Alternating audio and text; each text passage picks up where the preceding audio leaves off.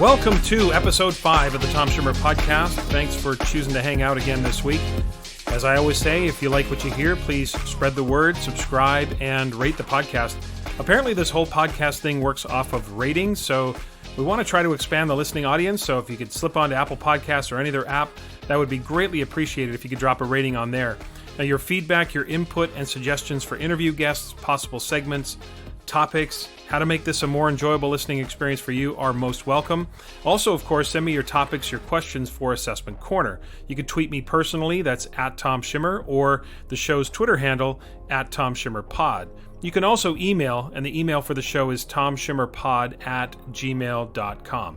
I'm so excited for today's pod as I have 3 student interns from Thrive Ed, the nonprofit out of the Minneapolis-St. Paul area focused on reimagining school.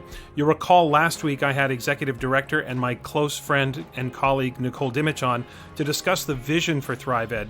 So if you missed that one, make sure you go back and listen to that episode as well.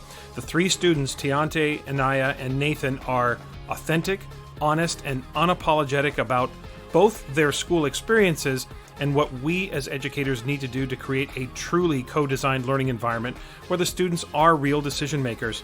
Now, the interview runs a little longer than normal for 2 reasons. 1, there's 3 of them. And 2, I was not going to cut their time short. If there's anything we need to do as educators, it's listen to students more, not less. Now, in the news includes a story about how the San Diego Unified School District is changing their grading practices to be more equitable, less punitive, and an international story about an education summit planned for 2021 between the UK and Kenya. In Assessment Corner, I'm going to share 3 big ideas to focus on when shifting to more sound and grading and reporting practices. And as always, we finish up today's pod with Tweets of the Week. So that is the plan for today, so let's get to it.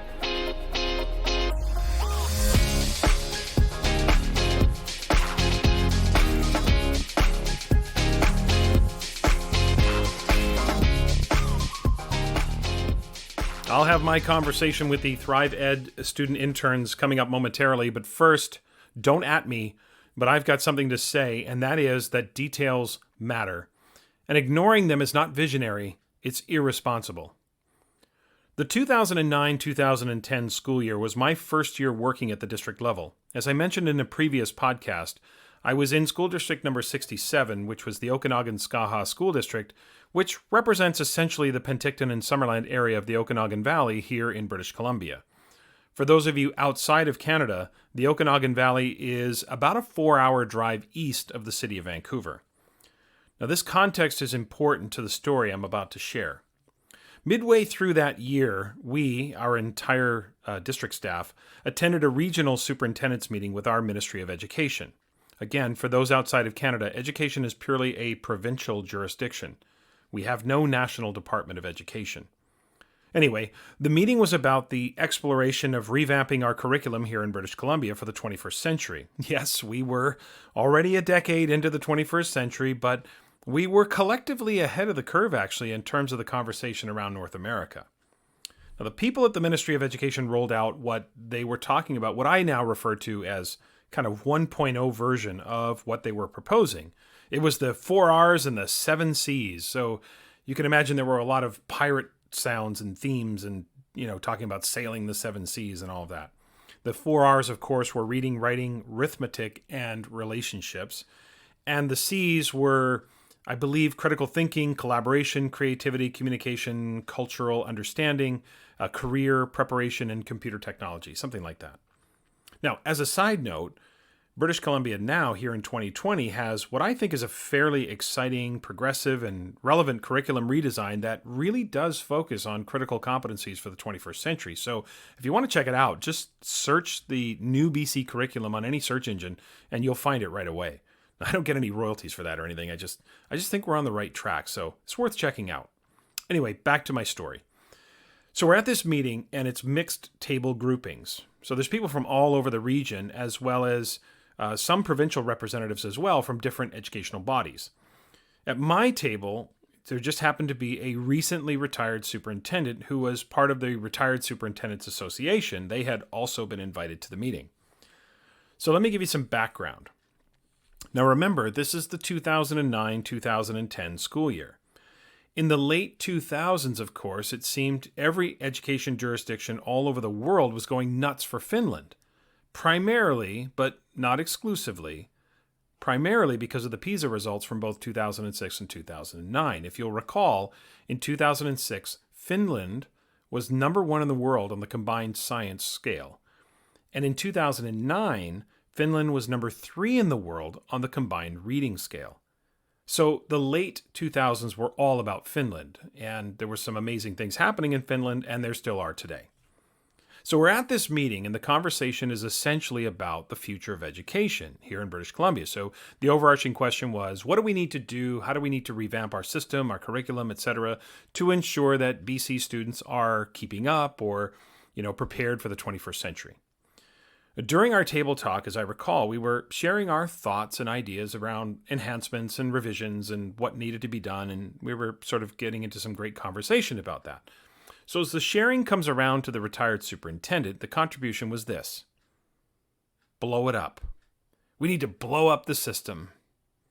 Now, clearly, shock value was at least a partial motive here, and we were sort of realizing that this person was just going for the hyperbole. But as we pressed this person on what was meant by blow it up, there were only references to the fact that the current system wasn't working and that we needed to start from scratch and all of that. No details, no specifics, just a so-called radical statement that undoubtedly, had it been made just a couple of years later, might have landed this person, 1,000 retweets and 500 followers on Twitter. We at my table kept pressing. How?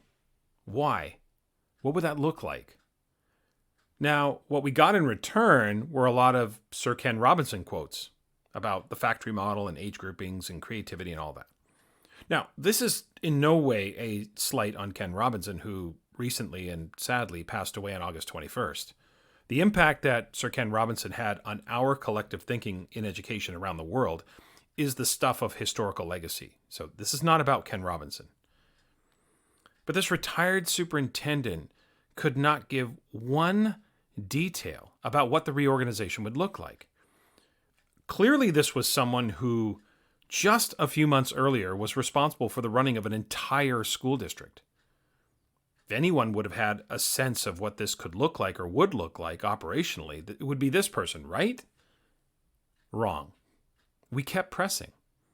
If not grade levels and not age groupings, then what? What would that look like? What would the schedule look like? Like, what would a day look like for a student? What would a teacher's workload be? That's a fair question, don't you think? I mean, don't teachers have the right to know kind of the nature and the scope of their work? If we have personalized learning and mixed groupings, well, okay, how mixed and how personalized? Are we going to have 10-year-olds in the same classrooms as 15-year-olds? Are the kids okay with that? Or how would parents feel about that? Is that physiologically appropriate? Developmentally, is that appropriate? We kept asking, but no details were provided. I found myself frustrated, not inspired, frustrated. And look, spare me the, hey, Tom, we need to just throw ideas out there and push the envelope, or there's no bad ideas. We need to try to uncover any possibilities. Look, I get that. I really do. And I've been a part of many of those conversations. But if you can't add 1 or even 2 sentences to your brainstormed idea, then is it really a good idea? Is it actually an idea worth pursuing? Now here's the rub. Blow it up, remember. In 2006, the PISA results in science, Canada was number 4 in the world. Now, my province, British Columbia, on its own would have been number 5 in the world. So if you extract the provinces, you'd have Finland, number 1. You'd have the province of Alberta, number 2. Estonia, 3. Hong Kong, 4. British Columbia, 5. Ontario, 6. And Canada, the entire country, 7. Blow it up? 2009. Canada was number 5 in the world. On the combined reading scale, BC on its own would have been 8th. So it was Shanghai, Korea, Finland, Hong Kong, the province of Alberta, the province of Ontario, Singapore, then British Columbia, then Canada.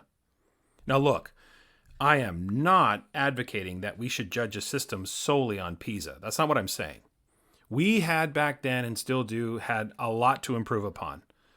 Back then, we were talking about the reconciliation with our Indigenous learners. We had a lot to improve upon where that's concerned. The continued support of our vulnerable learners. The continued support of our students with special needs. And, of course, our graduation rates and the dismantling of systemic racism that was within the system, which, sadly, a decade ago, was really not on the front burner of the conversations that we were having. Now, the good news was, we had undertaken some collective work with education enhancement agreements provincially, trying to create some agreements with Indigenous people, and specific memorandums of understanding about supporting unreserved learners, including adult learners. So we were doing a lot, but it was very much in its infancy. But blow it up? Like I said, that group conversation left me frustrated. Now, the meeting itself was exciting and it left me feeling hopeful and optimistic, but that recently retired superintendent left me feeling just the opposite. Details matter. To neglect them or dismiss them is irresponsible. It's not visionary. Saying, well, I'm a visionary, I'll let others worry about the details. That's a cop-out. Leaders have to know what they're talking about. Now, maybe not at the level of expertise of everyone else, but some expertise would be nice. In so much of the work I do right now, especially around assessment and grading, details matter, and replacement routines or ideas are critical to the successful implementation of changes that we want to see happen in our system. The easiest thing for someone like me to do is stand on a keynote stage and preach orthodoxy at people or hurl ideas at people without explaining at least one or two alternative possibilities of what to do differently. Like, imagine if I'm doing a talk about standards-based grading and I'm talking about accuracy and assessment and talking about the elimination of zeros and penalties. I mean, that's not a new conversation, but this is an easy one to sort of understand. The no zeros, no penalties, focus on accuracy. And everybody says, oh, great talk, Tom. And then afterwards, as we're getting coffee in between the segments, somebody comes up to me and says, Tom, I really enjoyed that, but I get it. No zeros, no penalties. I'm with you. What should we do instead? And if my answer to that person is, well, look, I'm just a visionary. I just, throw those ideas out there. I'm not a details guy. I mean, what an unbelievably, not just hollow, but irresponsible answer I'm giving that person who is looking for an idea of what this might look like. That's not only unfair, it's irresponsible. Now, certain options may not be logistically possible. So you throw an idea out there and then maybe someone else riffs off your idea. And then the collective conversation comes around to something that will work or be cutting edge or be progressive. And I agree that we are only limited by our imagination. But our imagination needs to have some substance if it's going to be taken seriously. But this is where so many outside of education who comment on education lose me. Again, I'm not being cynical. If those outside of education have better ideas for how education can work, then I'm all for it. But just criticizing or spouting platitudes doesn't cut it. I don't think it's asking too much for a little bit of detail on how someone's grand plan would be executed. I don't think that's asking too much. Look, is there a place for brainstorming? Sure. But when you're in a serious conversation about a potential path forward, we need much more than hyperbole. Not all details need to be provided, but some. I mean, without some details, the whole thing just feels hollow. Well, I know there's another side to this coin, right? And that there's people within the system who will resist change at all costs and will, unless everything is laid out for them, just won't move forward. They'll throw their hands up and say, I can't do anything unless you give me the step-by-step crystal clear picture. I'm not saying we need to go down to that level of granularity. We know those people exist. We know those teachers exist. We know those principals exist. We know those superintendents exist. Why? Because we know those people exist in every profession. That's because they're in every walk of life. Without any details, however, you're never going to win those people over. With some details or specifics, you at least have a fighting chance. Details are what make you look thoughtful, and you are thoughtful. What sells on social media is quite different than real, meaningful change or meaningful conversations. Details are what reveal your willingness to move past the superficial. Details mean you're ready to get messy alongside with those who are likely to be charged with being different. Details mean you're prepared to be wrong. Details matter. They matter a lot. And to ignore them is to be professionally short-sighted and personally irresponsible. Okay, joining me today for the interview are three students from Thrive Ed in the Minneapolis area. You recall last week I had Executive Director Nicole Dimich on. So today I thought it would be a great follow-up to have three of the students and student interns on to talk about their experiences as well. I hope you were as inspired as I was from what Nicole had to say about Thrive. So here we are. Let me introduce today's guests. We have three students with us. The first student is Aniya Bailey. She is at Twin Cities Academy, right? Go Tigers. And in Aniya's dream school, she would want to see every form of equity. That's social equity, racial equity.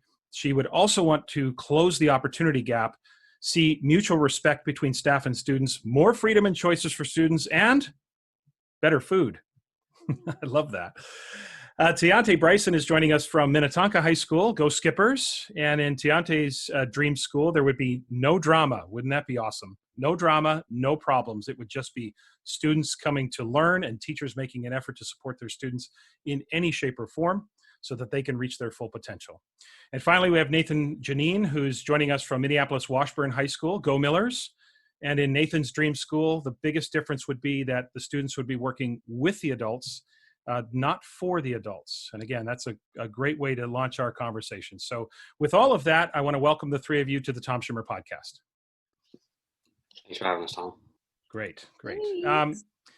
Excited to have you here, and I want to dive right in because I think there's a ton to talk about. And I've been listening to Nicole. Of course, Nicole and I are very close, and we work closely together. And she's been talking about Thrive, and the more I hear about it, the more excited I get about the work that she's doing, that you're doing, your teachers are doing.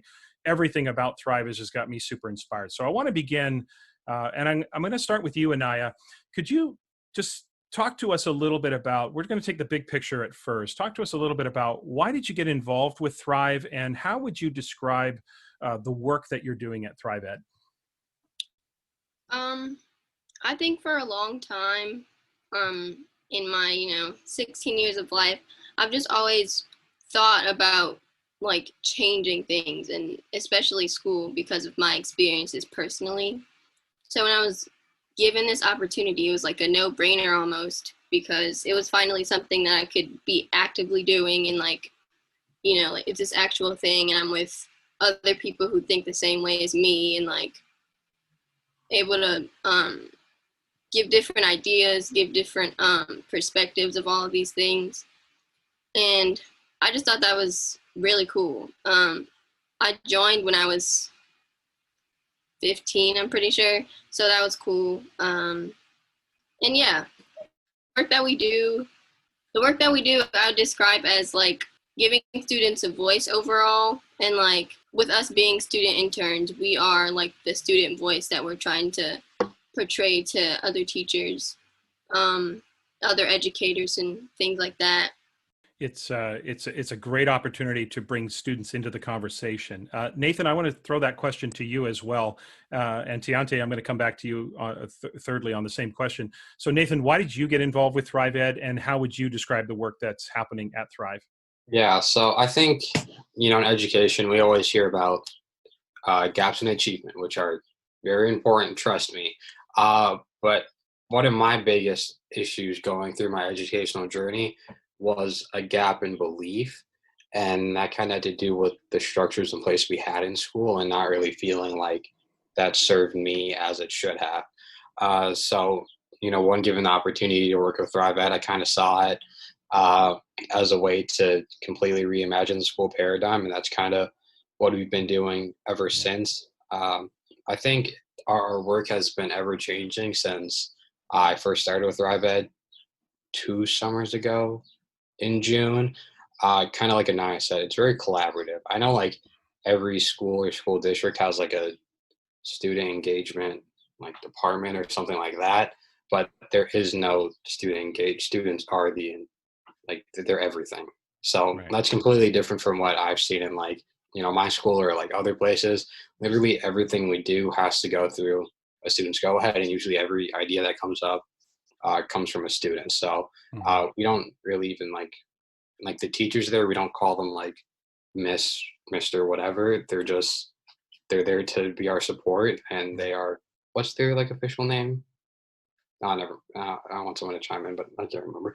But yeah, they're great, and they're really more there to support us than engagement guides. Yeah, Yeah. they're more there to support us and guide us than they are to lecture us. And yeah.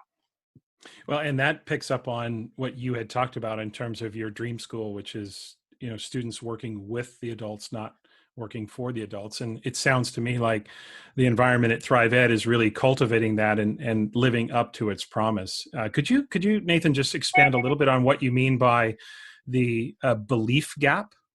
So like, usually when the belief gap is brought up, sometimes it's like for teachers, like they may not believe in their ability, but the same thing applies to students where, Mm. you could be a bright student, you could, you can work hard, but hard work and, I wish I could say hard work and academic potential could be measured on a sliding scale, like a test Mm. score. It can't, because that's just not how life works. So like, uh, I was never a good standardized test taker. So I would go in, I wouldn't do so hot on a standardized test. I'd be like, oh wait, maybe I'm not the brightest kid in the room. Or, I'd go into a classroom and you look at the power paradigm in a classroom, and it's very, especially in Minnesota and in the Twin Cities, we basically have all white teaching staffs for even our most diverse schools. And sometimes you have trouble connecting with your teacher and building that relationship and the relationships in the classroom. And sometimes that leads to a lack of belief in your own ability in and outside of the classroom. So if that's with, school, getting involved, pushing yourself to take accelerated courses, et cetera, et cetera.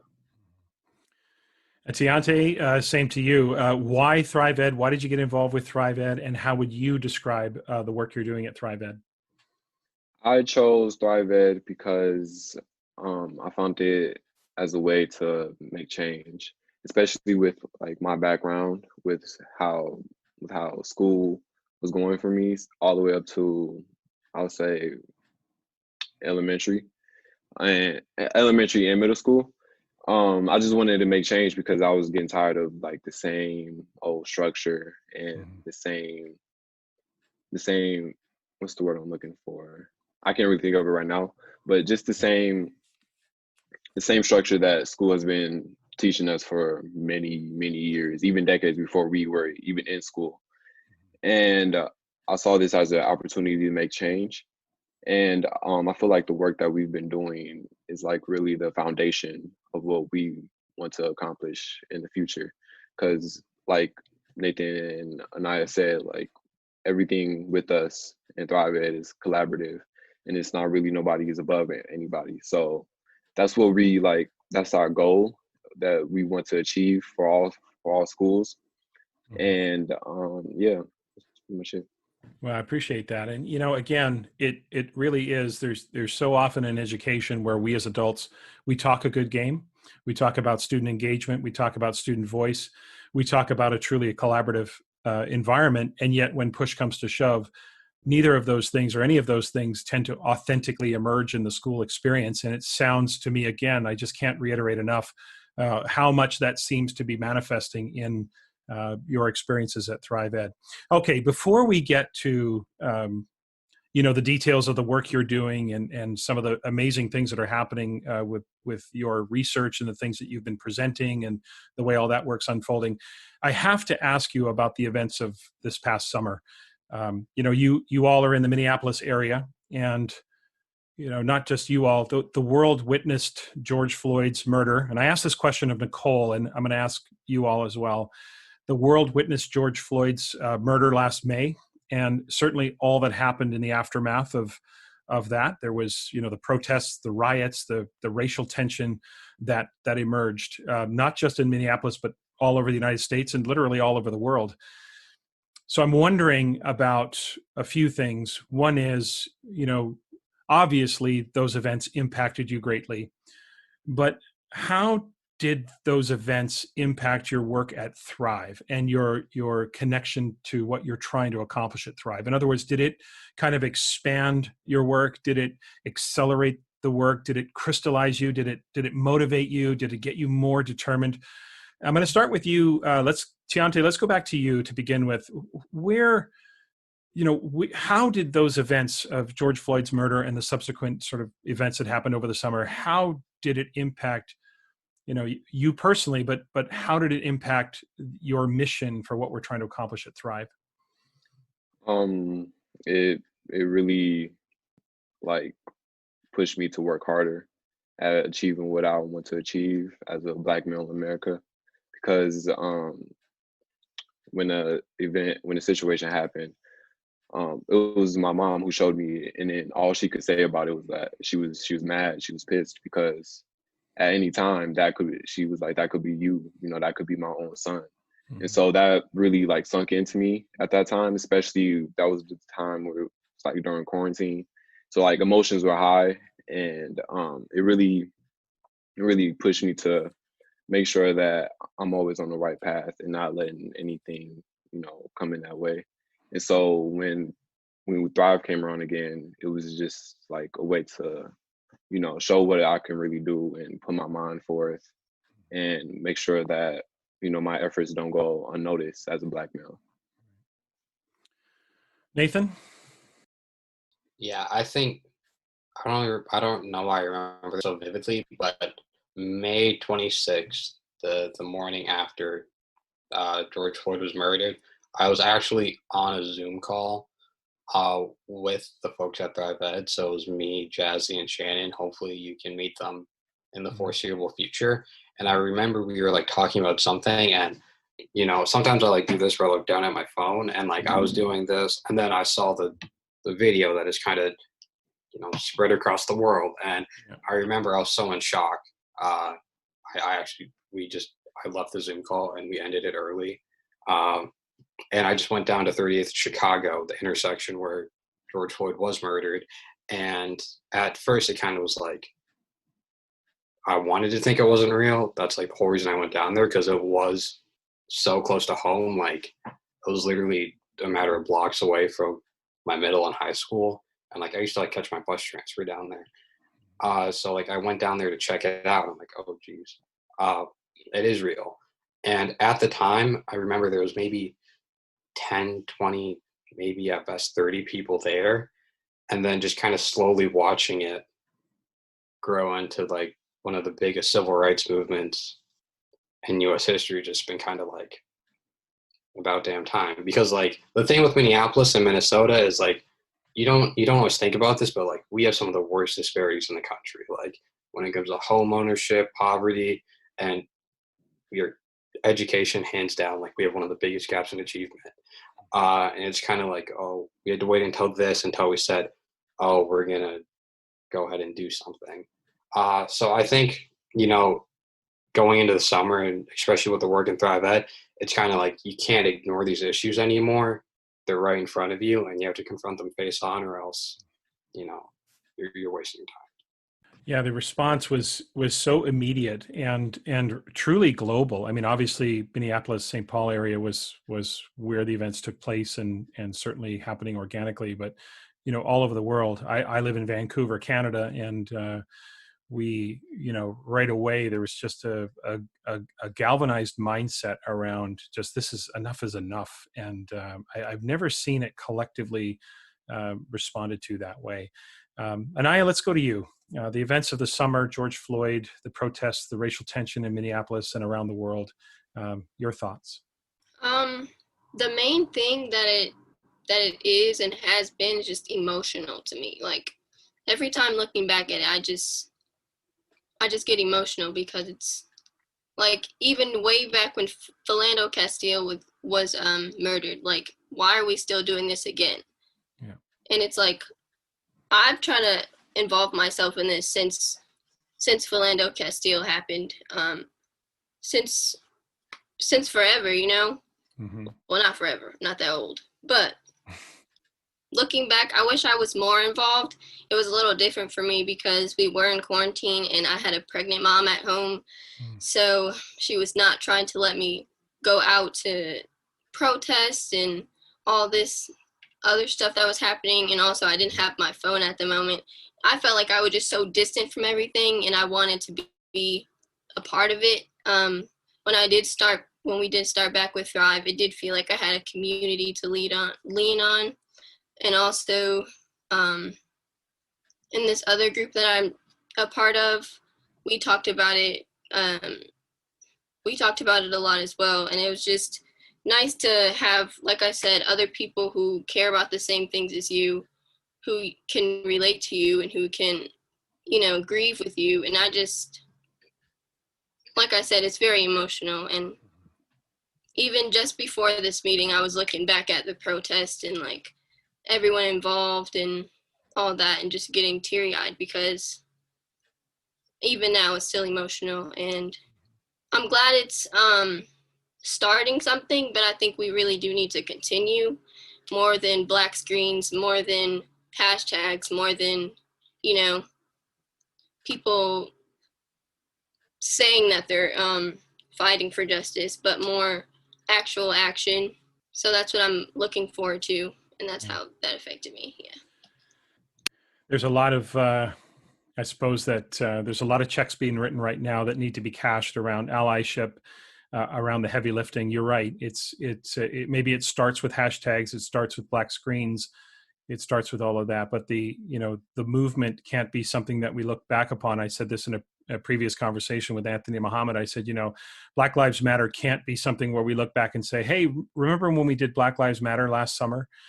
This needs to be an ongoing heavy lift that everyone collectively needs to be involved in continuously and not lose stamina and not lose steam, but continue to work toward that. So obviously a very emotional time for all of you. And I can't imagine how challenging that was for you at the time and continuing to be today.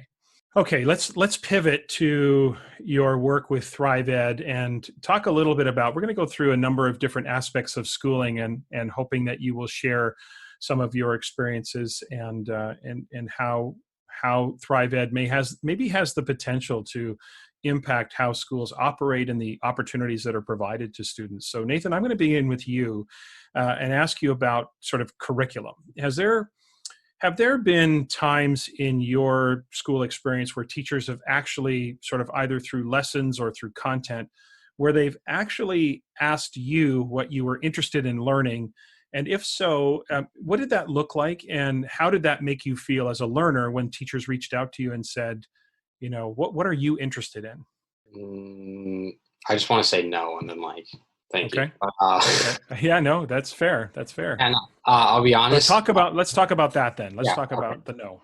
I'll try and expand on it a little. I'll be honest. No. I think especially when you get into the high school years, teachers will always use the excuse of a standardized test at the end of the year. Like, we got to get you ready. Or there's an AP exam at the end of the year. We got to get you ready.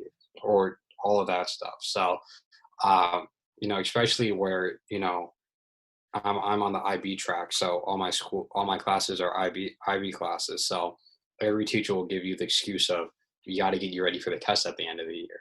And even looking back into elementary, middle school, there really was no time for reflective feedback. It was just kind of like, let's get you ready for the state mandated standardized test so we can put you on a track to measure your success on an arbitrary test score.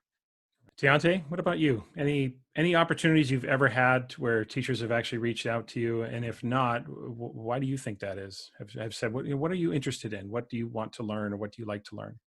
I can't remember the time a teacher reached out to make sure that I was given the best opportunity and education I could get. It's always been like, do this, do this, do this, do this. And if you do what I tell you to do, then you'll be successful. Mm-hmm. But even when you do all those things, it's always a wall right there in front of you, because it's always the stereotype of, okay, you're a Black child, young Black child with no father, so you're going to act like this. And then when you see that,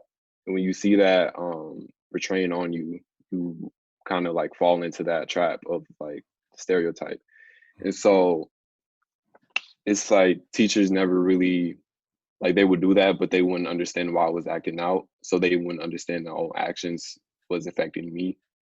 And so it was really hard to achieve in especially elementary, because I was always book smart, but it was always that little thing that would like hold me back from not achieving what I was truly meant to achieve.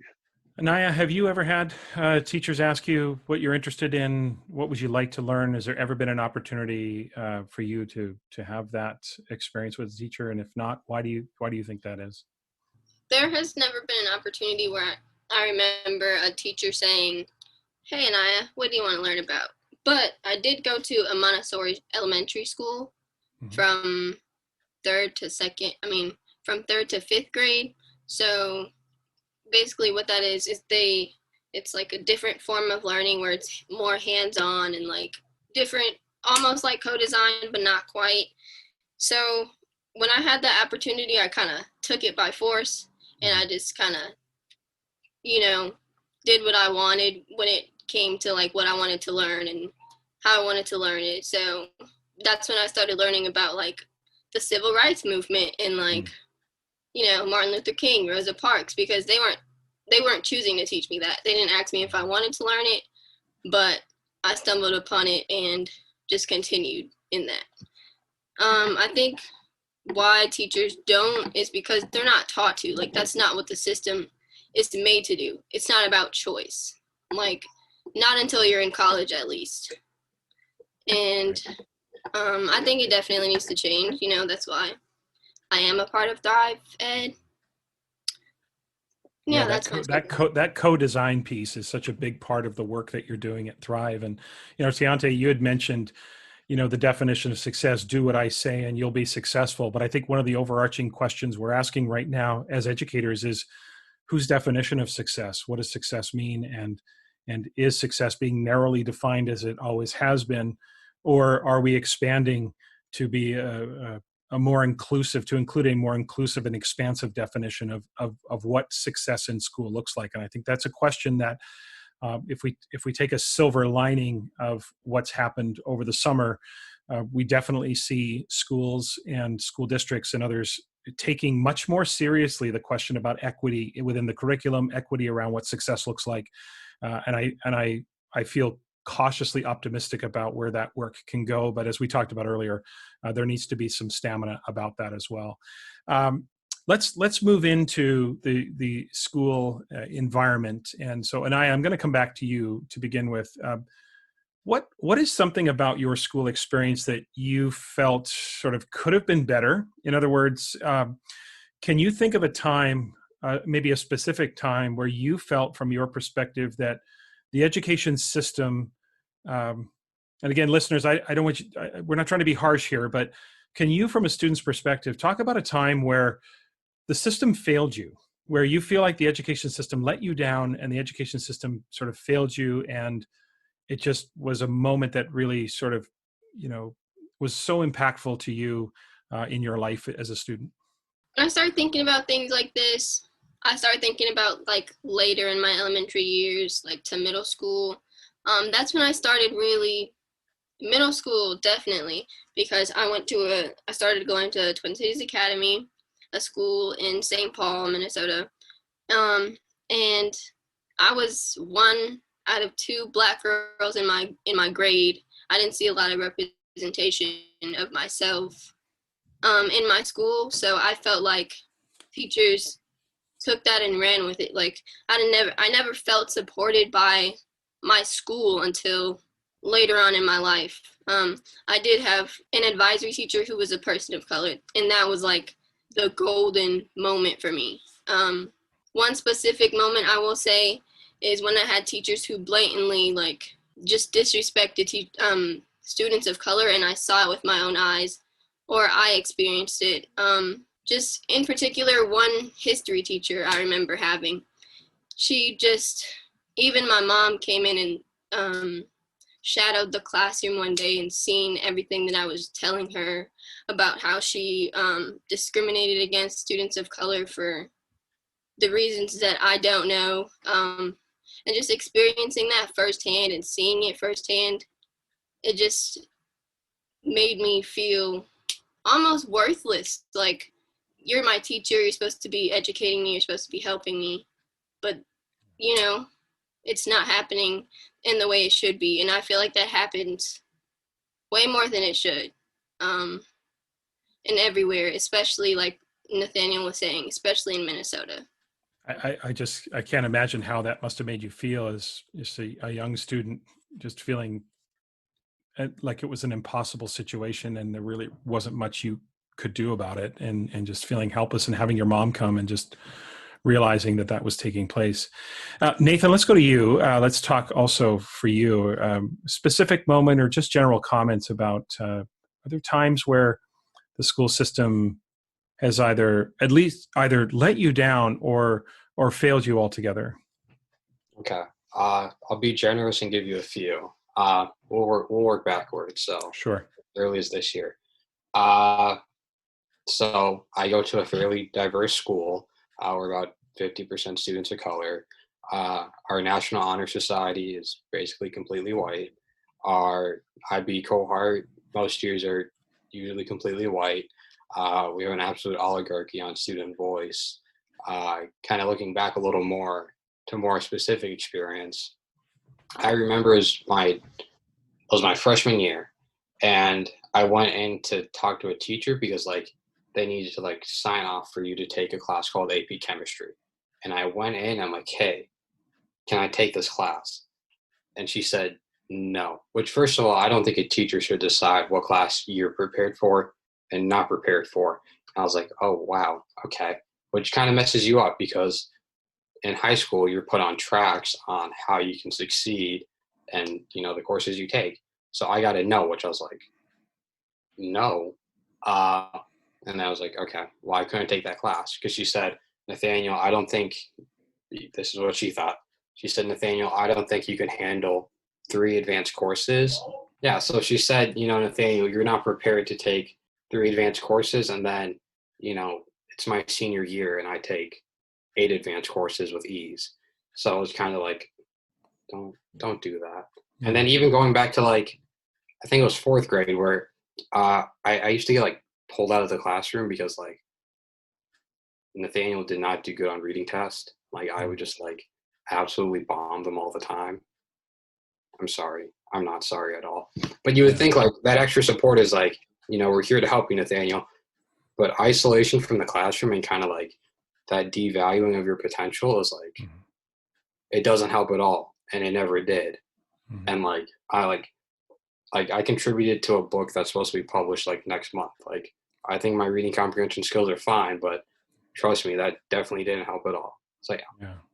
Well, I mean, that's a win, and congratulations on contributing to the book. And certainly, again, you have proved those ideas about your potential wrong. Teontay, any thoughts around where the school system, either specifically or generally, has let you down or maybe failed you altogether? Where, you know, what are some of the things that you've experienced in your life as a student?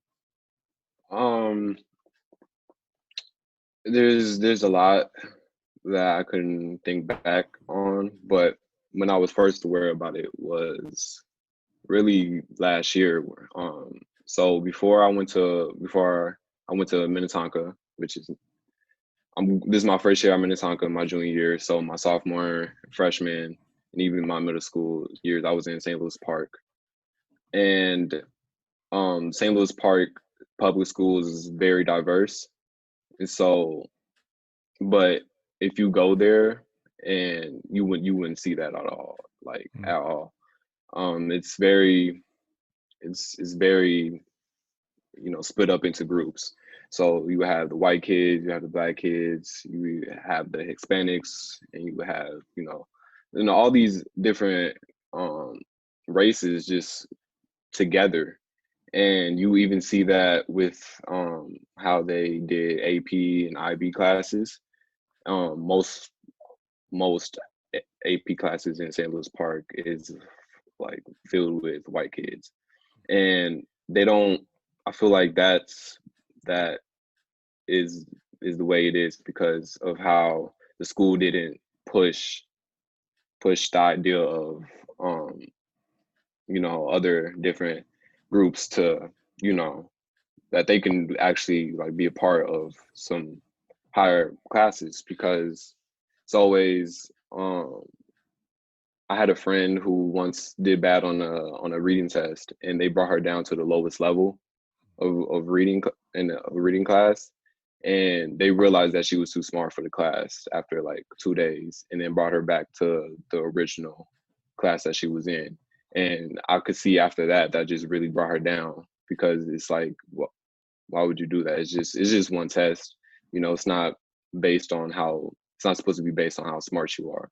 And I feel like that's the way St. Louis Park handled a lot of kids of who are not white just because they did bad on tests. They don't deserve to be up in higher classes. And so that's really took a big toll on me also because I felt like I couldn't be a part of those classes also because I felt comfortable being around with the people who looked like me and because I didn't want to be left out.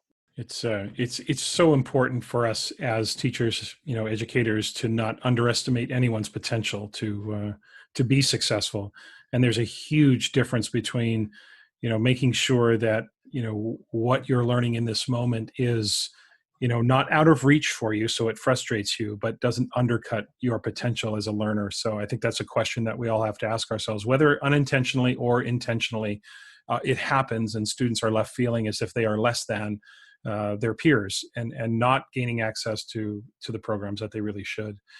Let's turn to Teontay. I'm going to stick with you on the next question, and we'll go around. I'm just interested in student voice. You talked a little bit about this in one of your earlier answers, but what do you think the barriers are in schools? What's getting in the way of allowing student voice to thrive in schools? Like where are we?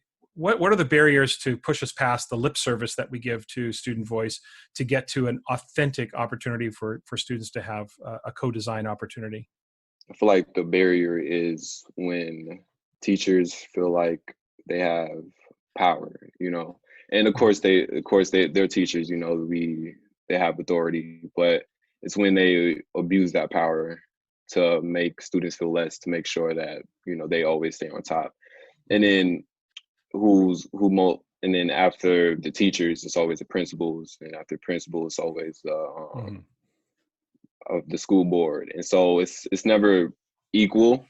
Mm-hmm. And I feel like it's always, even when students do try to make an attempt to have a voice, they always get shut down because either the principal isn't listening, the school board isn't listening, or the teacher isn't listening. So I'll give examples. Let's say a student gives an advice on how the classroom should be ran, and then the teacher agrees with that. But then the teacher shares the advice with the principal, and then it just stops right there, and the principal doesn't talk about it to the school board. And so the advice is never heard of to them. And so it's not implemented into classrooms where it could be useful. So I feel like if we were all on like a certain type of level, like the same level, there wouldn't be any barriers between us.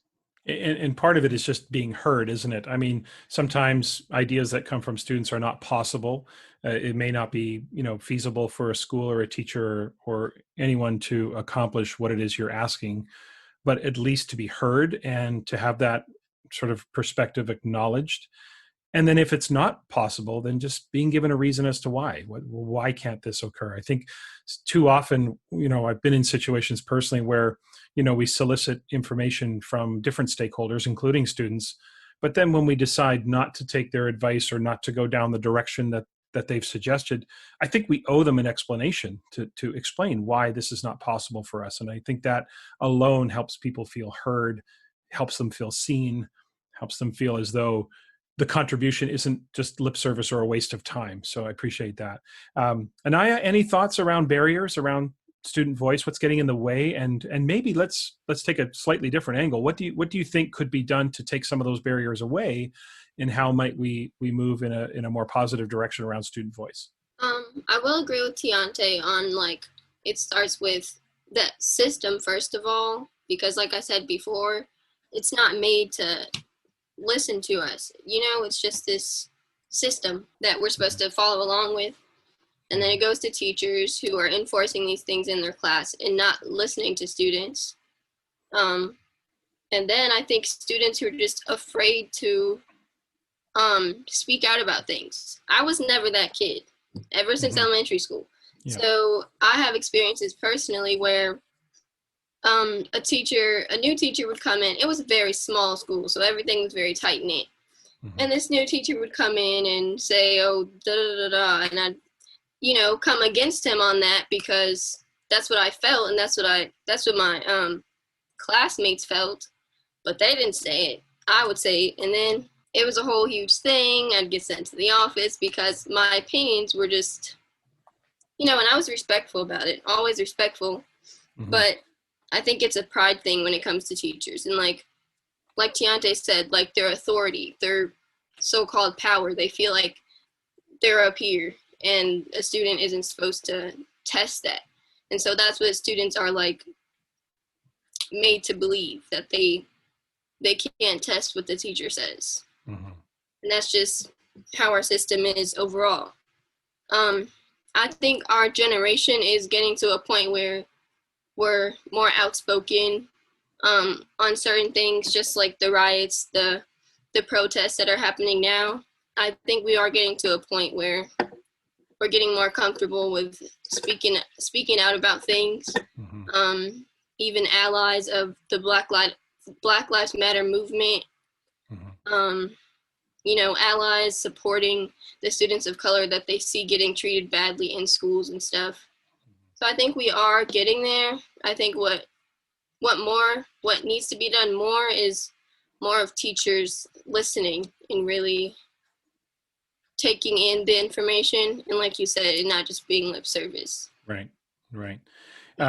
Just for listeners, when I was watching your presentation, Aniya, online, you have what I think is, right to this date, one of my favorite quotes of all time, when you said, the time where you became dangerous, and that was because you're describing your experience of getting in trouble and voicing your perspective. You said, when white people in power cross paths with passionate young Black children who know what they're talking about. And that quote is going to stick with me for a very long time, if not forever. Nathan, I want to turn to you, and I want to ask you a slightly different question on this same theme. There is the idea of student voice, and then there's a line between student voice and disrespect. So from a teacher's perspective, how, and I know I'm putting you on the spot a little bit here, but how what advice would you give to a teacher to say, where's that line where, just because a student is voicing their opinion doesn't mean they're being disrespectful. And often when I talk to teachers, and I know when Nicole and others, do workshops, we say, careful what you wish for, because as soon as you start engaging students and encouraging student voice, you might not like what you hear, and you have to be prepared to accept the message that you're receiving. So I know that some teachers may mistakenly think students speaking up or voicing their perspective as a sign of disrespect, but it isn't always that. And many times, more often than not, it probably isn't that. So I'm just wondering, from your perspective, from a student perspective, how would a teacher know that the student is sort of voicing a perspective and not trying to be disrespectful? Yeah, I think the way you find that out is by having a more personal relationship with your students. Of course, kids are always going to raise their hand and say, I don't like this. That's a given. But if you can build that relationship with a student and you find the time to connect with that student and be like, hey, Nathan, how are you doing? Yes. Okay. Good to know. That's valuable. I think with student engagement, to me, there's 3 big no-nos. That's a really loud claim. That's okay. Surveys. That's not student voice. That's a survey. Right. 9th grade Nathaniel, they say we have a survey to take. I'm not going to do the survey. I'm going to sit there, space X, space X, space X. I'm going to just go play like Roblox or something. I'm not going to do that. I don't care. Number two, listening. It's like, that's great. Like, that's the bare minimum. Sure. When you go into a conversation, have the intent of doing something after the fact. I think third thing is, even with, I love Minneapolis public schools with all my heart, but like, even up to like highest tippy top district leadership, don't ask two kids to join a Zoom call and then have them sit there for 2 hours. And then at the very end say, hey, students, do you have something to add? And then get that check box and like, don't do anything about it. That is the most frustrating thing ever. Or like, even when you ask students to like, oh, can you come like speak on this issue? If you don't have an intent for them to do something, just don't waste their time. Right. And I don't say that because student engagement doesn't matter. I just say that because that tokenization, and trust me, I have felt it a lot, can kind of be like, you kids are just going to start saying no. And right. Yeah. You can't have these meetings where, you give a nod so that we can put on a piece of paper that we had 2 students attend, but really don't allow them a meaningful contribution to the work. And you'd almost rather not be consulted than to be consulted in that kind of superficial manner, wouldn't you? Yeah. And then I think at a certain point where like sometimes, a school district may announce a project and like, let's go get student engagement. And then they wonder, why is student engagement so low? And then they're like, maybe because the last 5 times you just use them as a checkbox, and they're like, I'm not going to waste my time. Right. So I want to finish up. Go ahead, Aniya. Go ahead. Okay. I just want to add something, just like some outside the box Thrive Ed thinking here. Just as you guys were talking and as Nathaniel was talking, I was just thinking, like, what if they had students on the board of the school and like had them in on the meetings and, almost like a class president or like a leadership club type of thing, but you can be in on the board meetings and listen to what they're saying and have input on what they're saying. Yeah. It's like, these are the type of things that we should be working towards because, like Teontay was saying earlier, they've been doing school the same way for forever. Yeah. And it's time to make some change. Right. Yeah. I think I'll add on to that really quickly. Sure. Minneapolis does have a board of education. They have a student representative on the board of education, and I've had the great privilege of being able to be the student rep the last 8 months. And even with that, a student rep is a great position, and it is a position that is far and few between in Minnesota.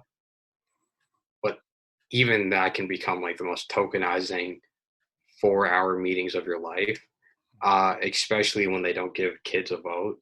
Like, that may seem crazy. Like, why would you give 17-year-old Nathaniel a vote on a $1.1 million contract?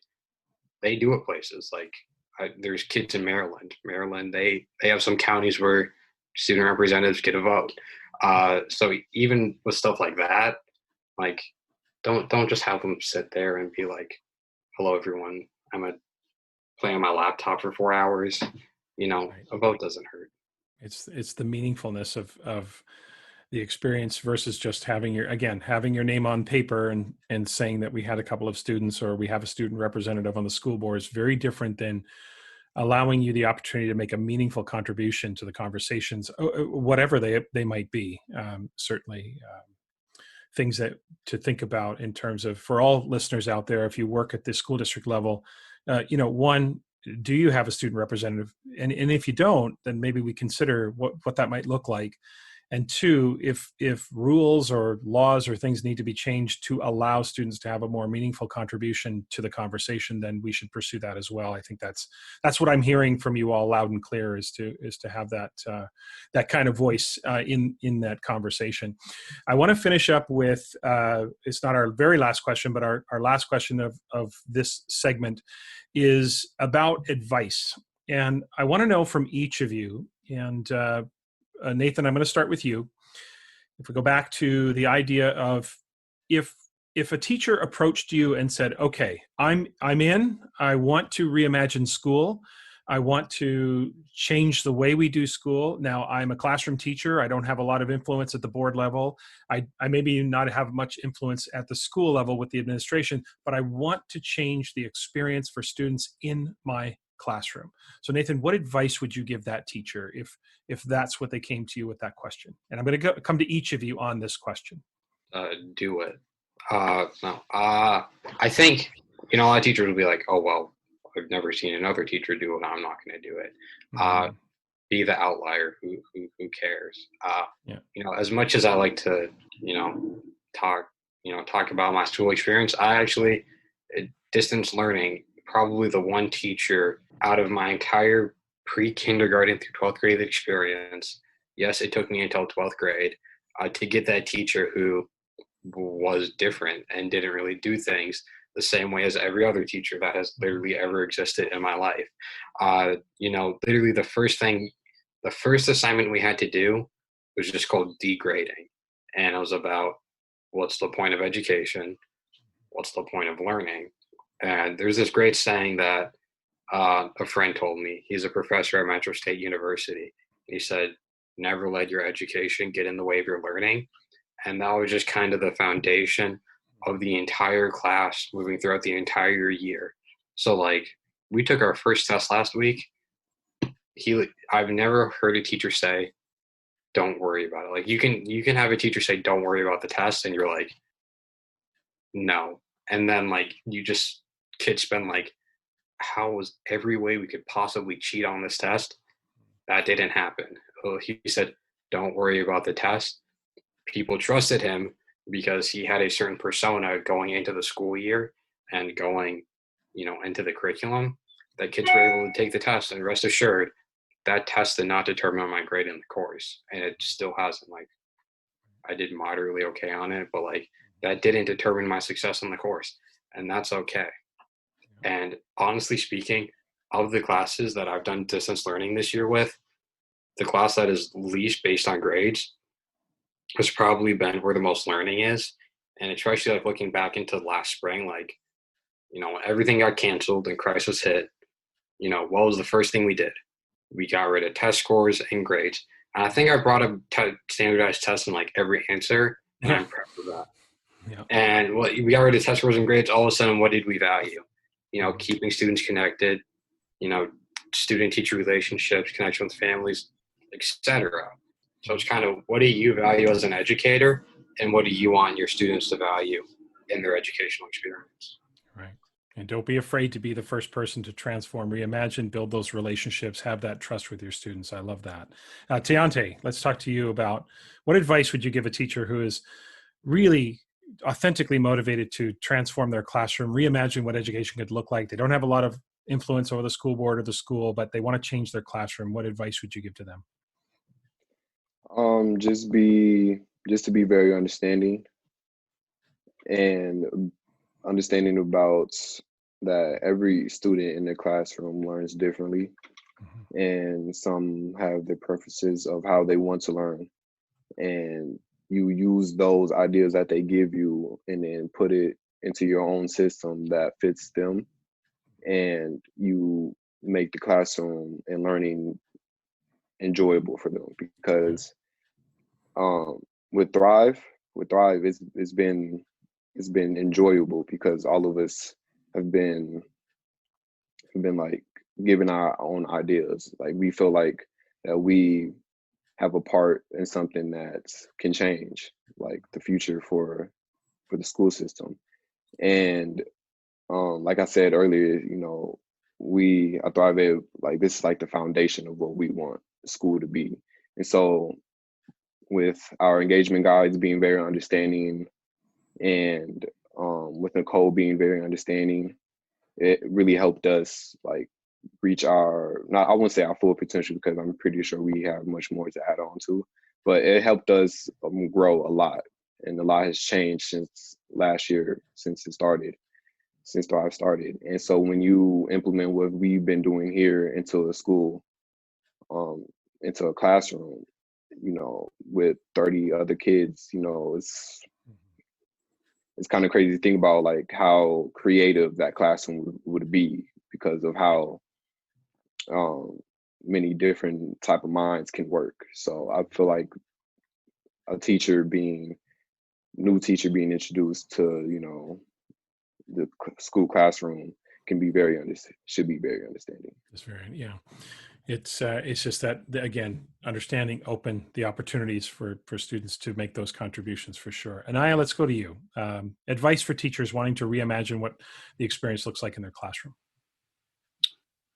Personally, I think talk to your students. That's the best thing you could do, because they're the ones that you're essentially working to help, or you're working for them. I think listen to their ideas, any input that you can get. Even kids my age, like I'm in the St. Paul Youth Commission also, and we are talking about talking to these people about a design for a new community center. And one of my friends said we should get a slide for stairs. Just simple things like that. And with whatever age your kids are, the younger the better is when they can start designing their own education. You'll get stuff like that, but you have to take it into consideration if you want involvement, and if you want co-design, if you want your classroom to thrive. It's interesting when you say listen to your students. I think even from there, we have to, as adults, be willing to reach out to students and ask the questions about what is it you're interested in learning, what could make the school experience a better experience for you. Because in all honesty, we can't listen to you if we don't ask the questions to begin with. So I love that, and we need to listen. So Aniya, Teontay, Nathan, as I said to Nicole last week, I am just so excited about the potential the work at Thrive Ed has in store for you, for schools, not just now, but for generations to come. I think there's something here that is going to serve as a real model for success and redefining, and of course reimagining what school will look like in the future. And I hope maybe one day we can have you on again to come back and update us a little bit on how things are going, and give us a chance to hear from you. But we're going to finish up with a couple of things. I always finish every interview with a bit of fun. We've had, obviously a very serious conversation here, and it's a conversation that's needed, and it's warranted, and it's one that we have to continue to have. However, we are going to finish with a fun little exercise I call this or that. So I'm going to present each of you with two choices, nothing too intense, but just some fun. This will give listeners a chance to get to know you a little bit on a personal level, and just have some fun with this. And I'm going to go to each of you. So each of you will answer each of these questions, and you don't know what's coming. So I'm going to put you on the spot here. And I'm going to start with Teontay. Here's the first one. Here are your two choices. Now, if your two choices don't work, feel free to go with a third alternative and just give us a quick sort of why. So when you pick your choices, give us a why. That's your choice. So here's the first one. Snapchat or TikTok? If I want to be entertained by random people I don't know, I will go to TikTok. Okay. But but other than that, I would choose Snapchat because TikTok becomes a lot, and it's very addicting, and it takes a lot of time. Yeah. It takes a lot. I remember one day I was supposed to be doing homework, and I fell into the trap of getting a TikTok notification, and then found myself still on TikTok 4 hours later at 12 o'clock midnight. So yeah, I'll most definitely choose Snapchat. Yeah, there is nothing. We used to talk about the YouTube rabbit hole, but the TikTok rabbit hole is something, right? Aniya, what about you? TikTok or Snapchat? TikTok, because Snapchat is also addicting in like the most terrible way. Like, what am I even doing on here? So definitely TikTok, because it's very entertaining. Yeah, it is entertaining for sure. Nathan, TikTok or Snapchat? TikTok, hands down. Hands down. Yeah, no, I really tight-knit friend group, and the only reason I ever use Snapchat is for group chats and looking at people's stories. Mm-hmm. But it's I have a text message group chat with the same people. I have an Instagram group chat with the same people. Yeah. I have a Snapchat group chat with the same people. Mm-hmm. So it's and TikTok is addictive, and it's becoming a problem now. Yeah, So I have heard that. I've heard that it's I don't know anybody that doesn't say TikTok is nobody. I know nobody says TikTok's not addictive. It's just one of those things where they dialed you right in. They've got you figured out for sure. I don't know how they do it, but I don't know either. All right, let's go to the next one. Aniya, I'm going to start with you.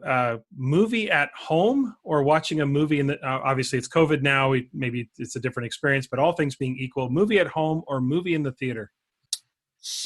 I'm gonna say the theater. It's a better experience. I have been watching a lot of movies at home recently, and I miss the theater. Yeah. Nathan, what about you? I've actually never watched a movie at home. I just don't have the stamina to sit on my couch and stare at my TV for so long. Yeah.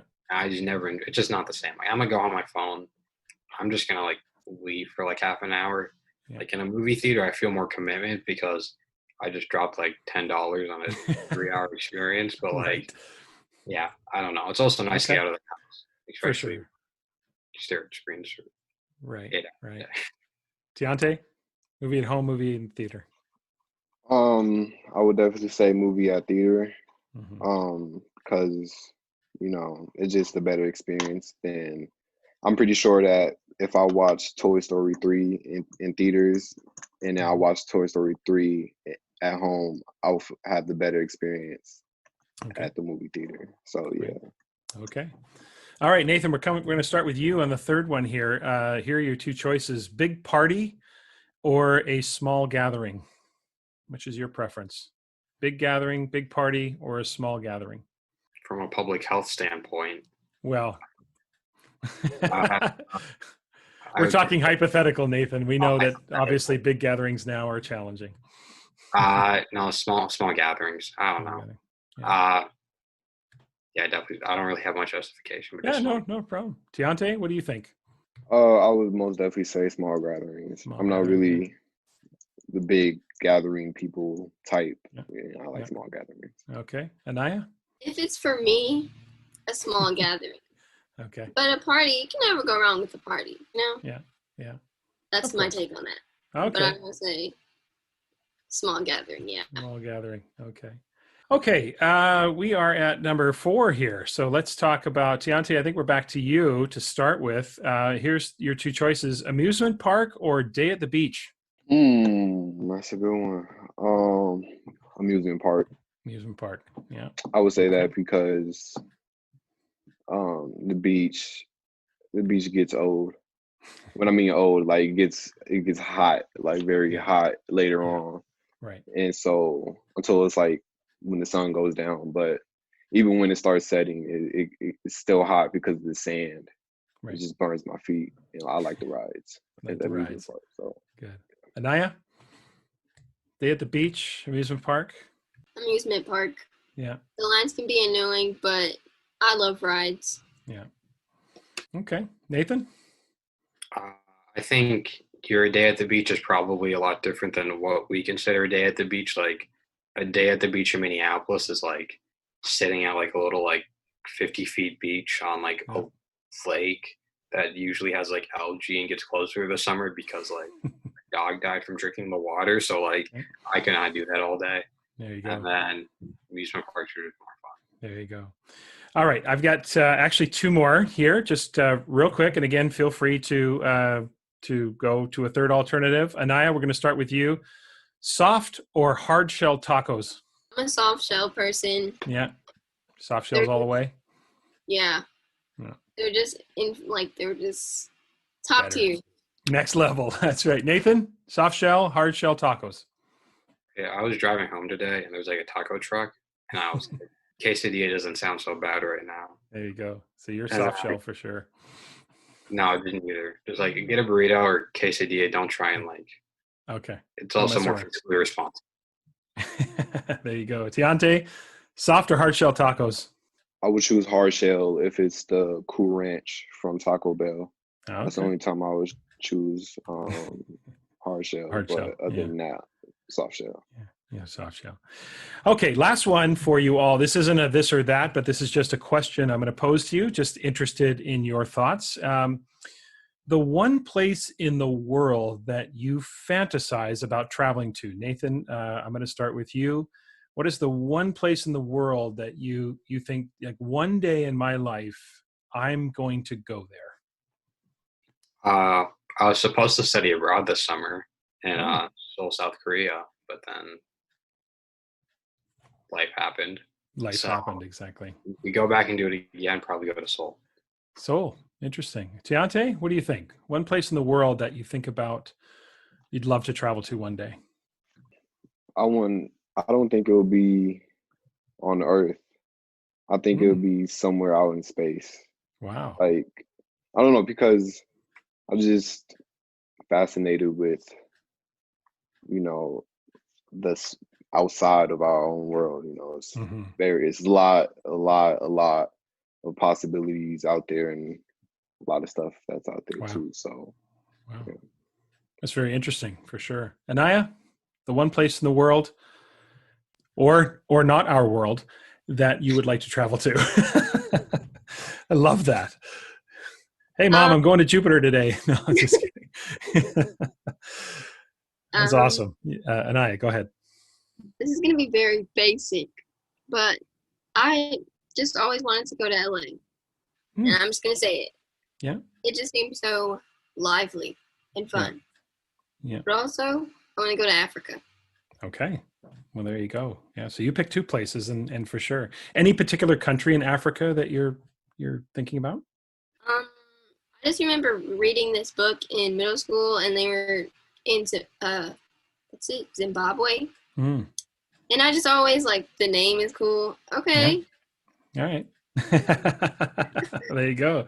And I've just always wanted to go there after that. So yeah. Yeah. Awesome. Yeah, that's cool. Okay, I've got one final question for you, and then I'm going to wrap things up. And this is something I've asked every individual that I've interviewed so far, and of course you're a group of three, but I'm going to ask this question of each of you.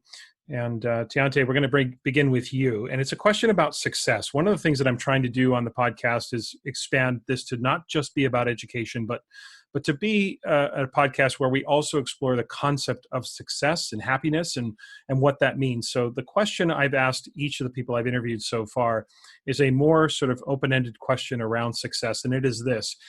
If a random person stopped you on the street and asked you, what is your definition of success? What would you say to them? Teontay, let's start with you. My definition of success would be just being at peace with yourself. And when I say that, I mean knowing that you had a goal in mind, and that you did everything that you could with your willpower to reach that goal. No matter if you failed, no matter if you achieved it, you know that at the end of the day that you tried your best, and that you can live with that, and that brings peace to yourself. And so I feel like that's the true meaning. Well, I wouldn't say the true, because other people have different definitions of success, but that's my meaning of success, just being at peace with yourself. Yeah. Well, that's the question, is how would you answer them? So yeah, I love that. Aniya?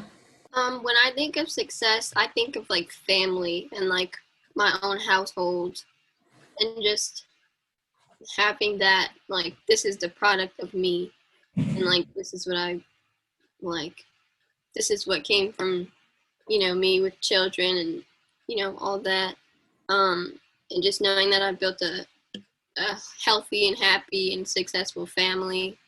Also, just being in a place where you are being in a place where you just feel fulfilled in any area of life. Also feeling like you're at peace and like have that sense of self-love. Yeah, that's what I think about. So, and it's interesting, both of you have mentioned being at peace with yourself.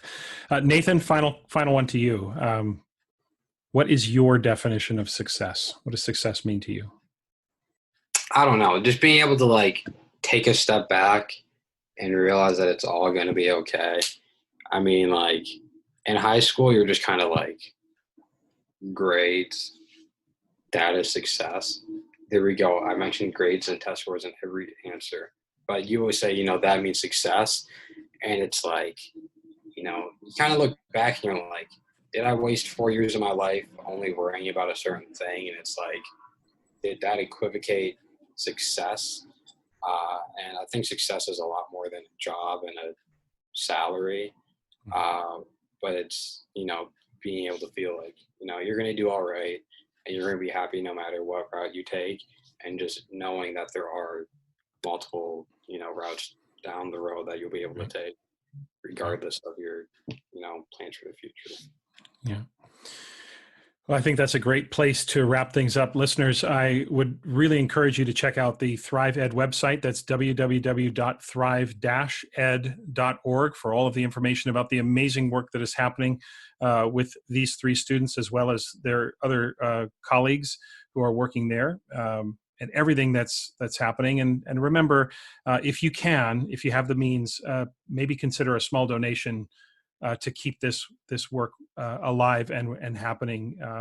Nathan, Aniya, Teontay, I cannot thank you enough for joining me today. This has been incredibly informative, inspiring, and I hope, like I said, down the road we can have you back, maybe give us some updates on what's been happening and the incredible impact that you are having, not just on the education system. I have a sneaking suspicion that the 3 of you are not only going to have a positive impact and an incredible impact on the education system, but you are going to have a great impact on society as a whole.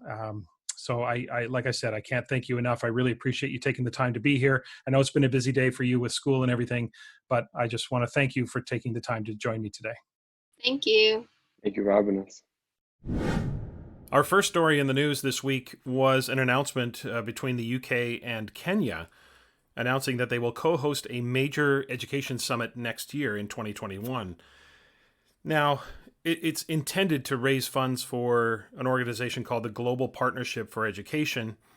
And I don't normally pay a lot of attention to, these big sort of intergovernmental summits. They normally are more political than substantive. And you don't often see the fruits of the labor in the actual schools or in the outcomes. Often they're just, ways for political figures and politicians to make themselves feel better. But certainly the cause and the focus being on prosperity in education for girls, talking about the idea that for girls, education in many countries is their ticket out of poverty and a way for them to sort of forge their own path ahead. I'm going to keep an eye on this one, actually, because I'm always interested to see, and I don't normally pay attention to these types of announcements, but I really do want to pay attention to this one if I can. I'll do the best I can, because I think it would be interesting to see what type of substance comes out of that summit and what type of goals or what type of funding or what kind of support will be given to educating all students, but specifically girls in Kenya. Just interested to see where that goes. Our second story comes from San Diego, and it's the San Diego Unified School District announcing this week that they are changing their grading practices and policies to be more equitable and less punitive, and that the focus will be that academic grades will be based on how well a student knows a subject, not on factors related to behaviors. Of course, many of you who know the work I do and others do, we've been talking about this for many, many years now. So the San Diego Unified School District is going to eliminate what they're calling non-academic factors. And part of it is to revamp the policies to be more fair and equitable.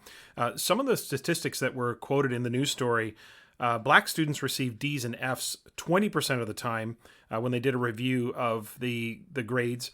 Hispanic students 23% of the time, while white students only received D's and F's 7% of the time, and Asian students it was 6% of the time. So when they looked at the first semester of last school year, that was where the numbers kind of came down. Students with disabilities received D's and F's 25% of the time, and English language learners 30% of the time. So what the approach is really talking about is the idea of trying to close some of these unfair disparities in grading practices and how students experience grading. So the focus, of course, is on mastery of standards, and they talked about that in the article, of course. What does it mean to meet standards, and how we approach grading from the perspective of only taking into account the quality of the evidence that the student has produced. And in this article, they also reference the challenges and issues with traditional grading practices. And of course, that is something that has to be discussed all the time. I run into this consistently, which is the mindset that traditional grading is just fine and that this whole standards-based approach is somehow coming up and disrupting what has always been a very sound and good system. And I think that's just one of the most dishonest ways to approach this conversation.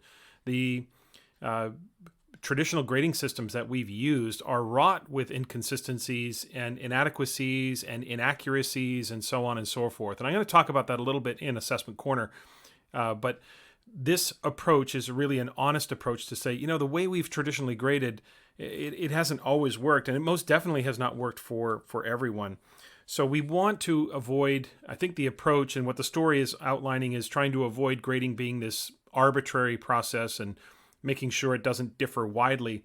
Now, there was some interesting things in the article as well, because there's a student trustee, Zachary Patterson, and you heard the students from Thrive Ed earlier talking about, hey, let's have a student on the school board. Well, San Diego Unified has a student trustee.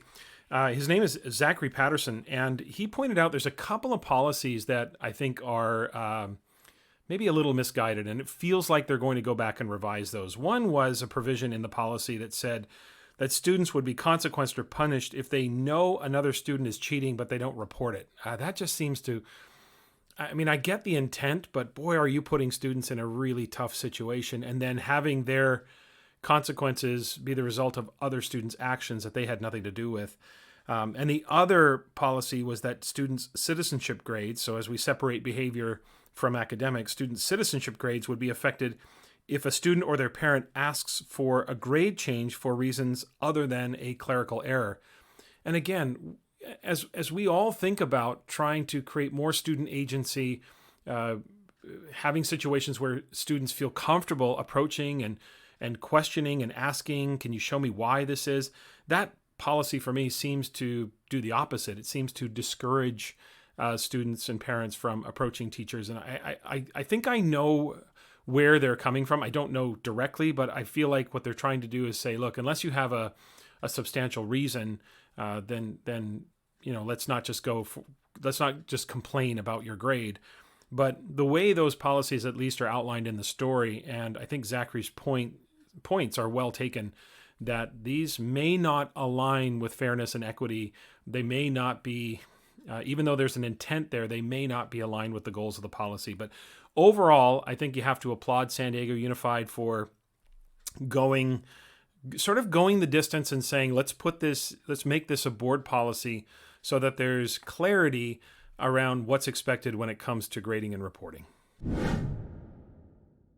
In Assessment Corner this week, I want to bring forward a question I was actually asked this past week in a Zoom PD session. And the question was, Tom, if we're thinking about moving towards standards-based grading, where should we start? Now, before I get into the specifics of that and outlining three big ideas that I think are really important to get some agreement on, just remember not to make a meal out of it. I always tell people SBG equals GBS. In other words, standards-based grading means grading based on standards. Don't make more out of it than that, because that's what it is. What I find odd is that for at least 20 years, if not more, every jurisdiction across Canada and the United States has had some form of curricular standards or outcomes. We've been teaching that way for a very long time. Or at least we were supposed to be teaching that way for a long time, right? I'm not naive enough to think that the mere existence of standards or outcomes means that we're teaching to those outcomes in terms of cognitive complexity, etc. I get that.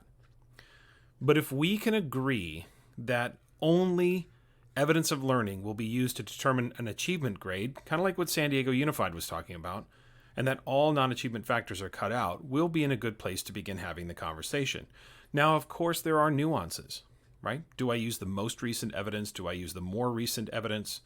All of those kinds of questions. But remember, we have to start somewhere. So getting some initial agreements is sometimes the most effective and efficient way to make sure that conversations carry forward. Now, those three big ideas I was talking about. The first one is that students should not be able to directly behave their way up or down the achievement scale. So, of course, here we're talking about eliminating the idea of penalties, but also eliminating the idea of extra credit. In either direction, it's problematic because it essentially, in either direction, distorts the achievement levels. So we know that behavior and learning are inextricably linked. Obviously, we're dealing with one student or one child. And sure, there are some behaviors that are academic enablers like work ethic and responsibility, etc. But we need to think about behavioral consequences or responses for behavioral missteps, and then academic consequences for academic missteps. In other words, if you produce lesser quality evidence of learning at that moment, then you would be rated at a lower level in terms of how much you know. For some reason, this traditional mindset of thinking we have to impact the grade when someone behaviorally missteps, like handing in something late, for some reason, this seems to be a real challenge for us, and yet we disprove this theory on a daily basis, right?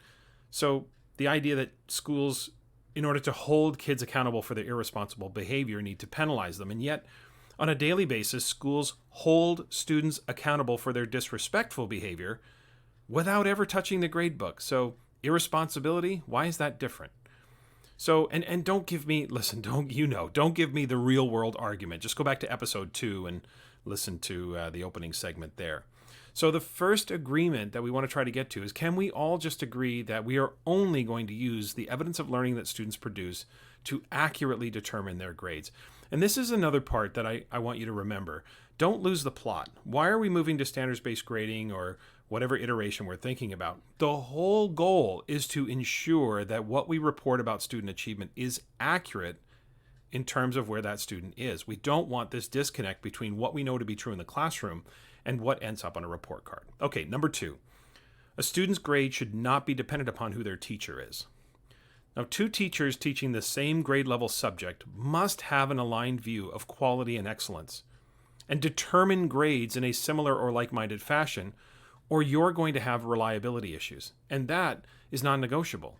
We can't have these wide-swinging or different views of what excellence looks like. You have one set of outcomes or standards. Those outcomes and standards are set at a particular level of cognitive complexity. We have to come to an agreement and have the idea and a vision of what excellence looks like. There should be no such thing as having high standards or low standards, because you have these standards. And so this is not about dismissing individual autonomy, right? Or dismissing it or diminishing it. Students, at the very least, should expect fair and equitable approaches to grading, regardless of who their teacher is. And only focusing on quality does that. And having these agreements about what excellence looks like will accomplish that goal. Now, third, a student's grade should never be about their relative standing in comparison to other students. It's the student versus the criteria. That's it. Now, comparing student to student for the purpose of grading is, first, a distraction from the core purpose of grading, which is determining achievement. And 2, it makes excellence a sliding scale. Now, when excellence is determined by sort of the class composition, that's not rigor. That's a sliding scale that sort of is contingent upon who's in the room. So who else is in the room should have no bearing on a student's level of performance on either a single standard or their overall grade. And I don't really get this obsession with comparing students to students. I mean, I understand it where parents and students are concerned. I mean, I understand where they're coming from, right? I don't agree with them, but I understand. I don't think it's relevant, but I understand where they're coming from. I mean, the combination of ego and insecurity is what causes parents and students to ask the question, how do I compare to others? But for us as educators, I just can't quite wrap my head around why we care so much about comparing one student to another. So these 3 big ideas, it's not being able to behave your way up or down the achievement scale, making sure your grade is not dependent upon who your teacher is, and making sure that my grade is not the result of me being compared to my classmates. Those three big ideas are what will lay a foundation for schools moving forward. And again, as I mentioned earlier, there's going to be details and nuances that need to be discussed. You'll have to refine it in all likelihood. But at least there'll be a consistent foundation upon which to have future conversations. This week, I want to encourage you all to follow Matt Townsley on Twitter. His Twitter handle is @MCTownsley, and that's Ley at the end. So Matt Townsley on Twitter. Matt is an assistant professor of educational leadership at the University of Northern Iowa, He is also the author of Making Grades Matter. He wrote that, co-authored that with Nathan Weir. So I might as well give you Nathan's Twitter handle as well. So it's at Nathan_Weir, Wear. Matt is a great follow because not only does Matt put out his own content on Twitter, he also is a great source for stories, things that are happening that are relevant, mostly in the areas of assessment and grading.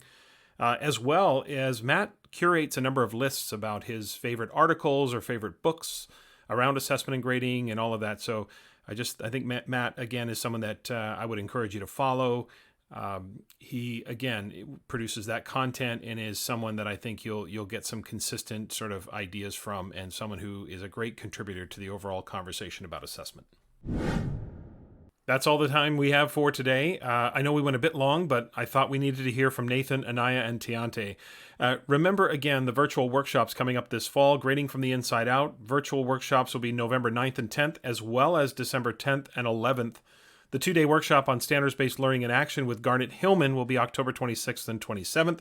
Information about all of those workshops can be found on the solutiontree.com website.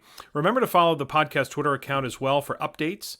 My Twitter handle is @TomSchimmer. The podcast Twitter handle is @TomSchimmerPod. Also, please send me your questions or topics for Assessment Corner. If there's just things you want me to discuss or talk about on the podcast, tomschimmerpod@gmail.com. Next week, my guest will be Tim Stewart. He is the head of school at the International Community School in Addis Ababa, Ethiopia. We're going to talk about what it's been like during COVID in an international setting. We're also going to talk about all things international education. How do you get into international education? Why is it such a great experience? What are the ups? What are the downsides? And we're also going to talk about personalized learning. That's something I know Tim is very passionate about. Not only has he written about it, but he speaks about it as well. So again, thanks for joining me this week. Please subscribe, rate, and review the podcast, as well as spread the word. I would, as always, greatly appreciate that. Have a great week, everyone.